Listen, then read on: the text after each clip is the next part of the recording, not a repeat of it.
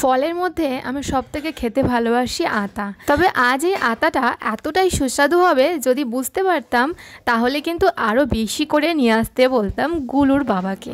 তবে 1 পিসই নেওয়া হয়েছিল, যেহেতু আমি খাই আতাটা ওই জন্য ও 1 পিসই নিয়েছে আমার জন্য।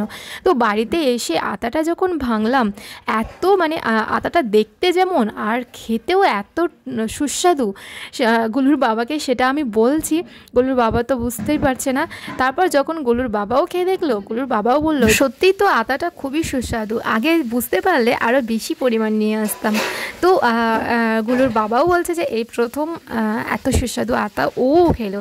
তো যাই হোক, এই ভিডিওটা যে আমি এখন নিচ্ছি, এখন কটা বাজে জানো? এখন চলো ঘড়িতে তোমাদের সময়টা দেখাই। আসলে যে কোনো ফল নিয়ে আসলে না আমার আজ খাচ্ছি কাল খাচ্ছি করে করে ফলটা শুকিয়েই যায়। তাই রাত্রেই মনে আসলো এই আতাটা খাওয়া হলো না, আর যদি বেশি পেকে যায় তাই এই